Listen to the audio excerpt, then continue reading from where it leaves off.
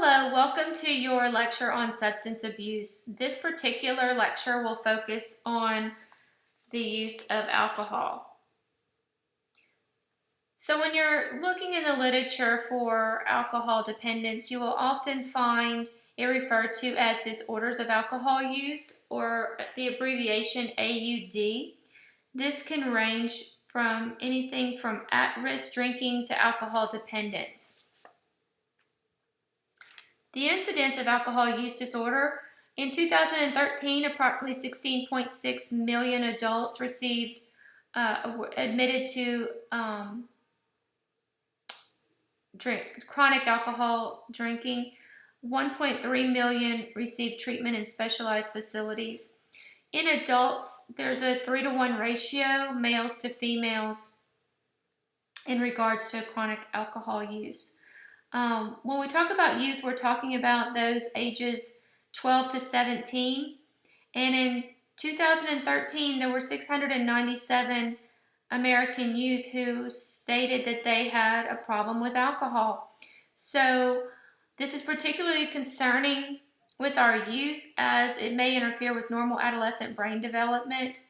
It puts our youth that are drinking alcohol are at increased risk for alcohol dependence as an adult. And it also increases their risk of sexual assault, automobile accidents, and death. There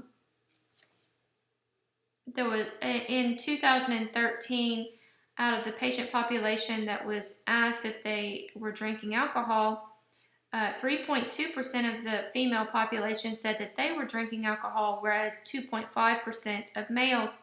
That's a little bit interesting, because in this particular sample, the female to male ratio was slightly higher, and we know that as adults, the male to female ratio is higher in regards to chronic alcohol consumption. So just because that it's more chronic in males as adults, know that as the youth, your females may be just as at risk. So the pathophysiology of alcohol consumption: drinking alcohol affects the serotonin and dopamine receptors. We know that there's a genetic link, and that your patients are 3 to 4 times greater risk of chronic alcohol use when they have someone, a first-degree relative, that has alcohol dependence. It's not only a genetic, it can also be a psychosocial addiction. It may be a learned behavior in response to stress. So I'm just going to talk a minute about some screening tools you have at your disposal when you have a patient that you're concerned maybe have an addiction to alcohol. You can certainly use the CAGE questionnaire. It's a screening tool that was developed to determine potential problematic drinking. It consists of only 4 questions. An answer of yes, a yes response to 2 or more questions, does indicate alcohol abuse. So the 4 questions are: have you ever felt the need to cut down your drinking? Have you ever felt annoyed by people criticizing your drinking? Have you ever had guilty feelings about your drinking? Or have you ever had to take, or have you ever taken a morning eye opener? So that's the CAGE criteria, or the CAGE screening tool. Another screening tool you have at your disposal is the Audit C. Stands for Alcohol Use Disorder Identification Test. It's only 3 questions. Each question has a point system from 0 to 4 points. A cumulative score of 4 points or more indicates alcohol abuse. So the 3 questions are: how often did you have a drink containing alcohol in the past year? How many drinks did you have on a typical day when you were drinking in the past year?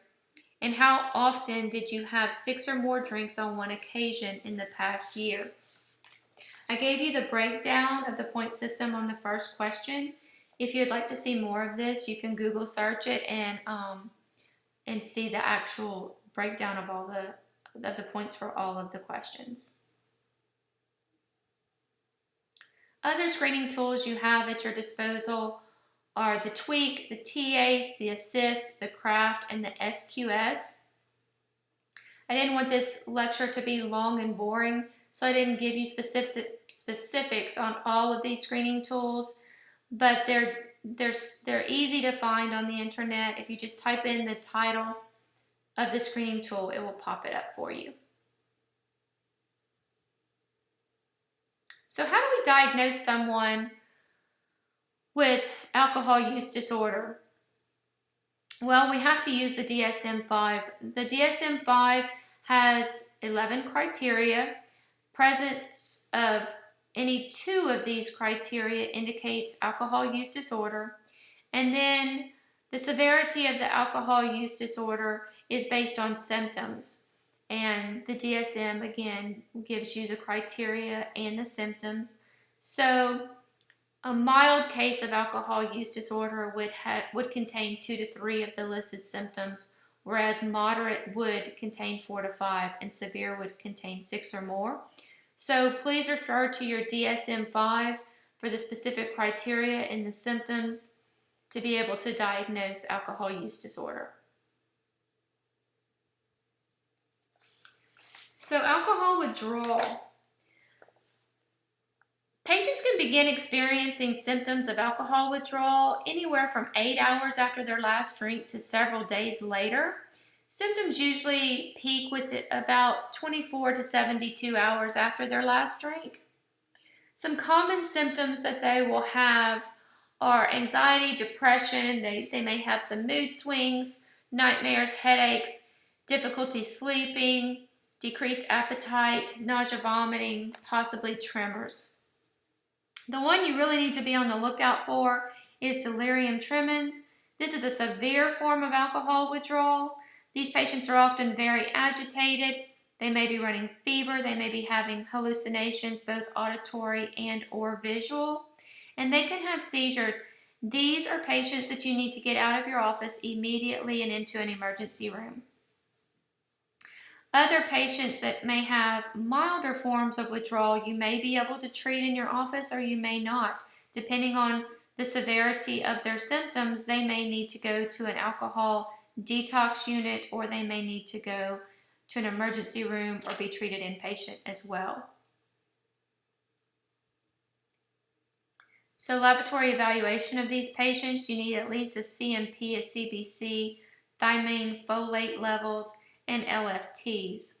So on your liver function test, your AST-ALT ratio may be greater than 2, and that is generally pretty specific for alcohol-related liver disease. You need to monitor their electrolytes with your metabolic panel and their BUN and creatinine to make sure that they don't have any kidney damage. CBC, they will often have decreased platelets, and their H&H may also be decreased. They're often deficient in thiamine and folate. So what are the effects that alcohol has on the body? Well, we know that alcohol can decrease cognitive processing and coordination. It can cause cardiomyopathy, arrhythmia, stroke, elevated blood pressure. You can get a fatty liver. You can have alcoholic hepatitis, fibrosis, or cirrhosis.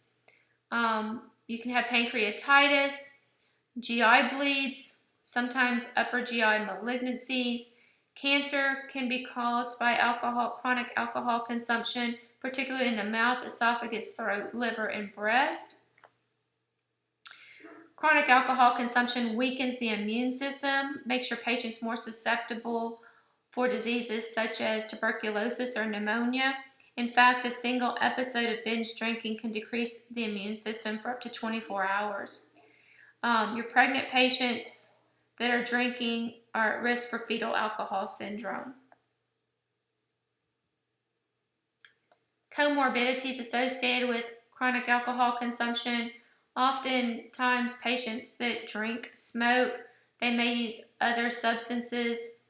Sometimes they have anxiety or depression. Suicide is a risk.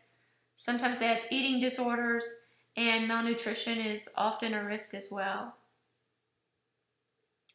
So how can we help these patients? What are some medications we can prescribe to help these patients? Antabuse is an old medication. We don't really use it too much anymore, but in case you run into it, I thought I would mention it here. Antabuse is a medication that the patient takes, and if they drink alcohol with it, it induces nausea or vomiting. So because this is not pleasurable, the thought is that they won't consume the alcohol because they don't want to experience the nausea and vomiting. However, oftentimes they do want to drink the alcohol, so instead of stopping the alcohol use, they stop taking the antabuse. So we don't really use it a whole lot anymore. Camprel is a GABA agonist. It is thought to reduce the craving to drink alcohol. Naltrexone is an opiate antagonist, thereby reducing the pleasure of drinking by reducing the release of dopamine.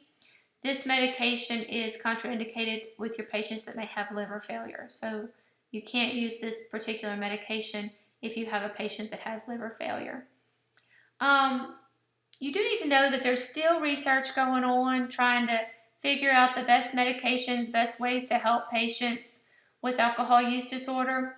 Currently, the National Institute of Health has a new clinical trial going on with gabapentin or Horizon. This medication is currently used to treat restless leg syndrome, but they're studying it to see if it can be effective in the treatment of moderate to severe alcohol use. This trial will include 346 patients in a randomized double-blind placebo-controlled trial at 10 different sites. So this is interesting. Be on the lookout for it. This may be another way that you can help your patients in the future. For our patients that have chronic alcohol consumption, we need to educate them on the use of supplements.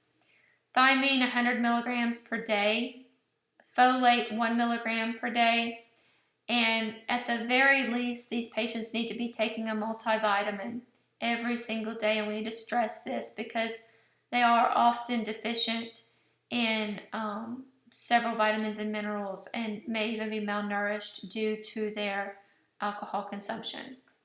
Sometimes these patients would prefer to drink than eat, and they find that they get the sensation that they're after with an empty stomach. They get intoxicated easier and faster if their stomach is empty, and they know this, so therefore sometimes they will avoid eating and drink instead.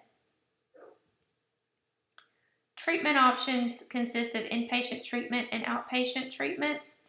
Inpatient treatments provide continuous monitoring. They're usually given IV fluids and medications. They may be given sedatives. Benzodiazepines are used quite a lot in this patient population, especially the patients that are having hallucinations and or seizures. So the benzodiazepines can definitely help with both of those. I would not recommend that you prescribe your patients benzodiazepines. Leave this to the people in the inpatient and possibly even the outpatient treatment facilities that specialize in alcohol use disorder. Outpatient treatment, they may be given prescription medications to assist with their withdrawal, or they may not. Patient and family counseling is very, very important. So if your patient wants help and does want to stop drinking, these are two options that you can give to them. Here's just a list of support groups and some helplines that you can give to your patients. Be sure that you know your resources in your area. Have a list, be ready to hand it out to these patients when you're in practice.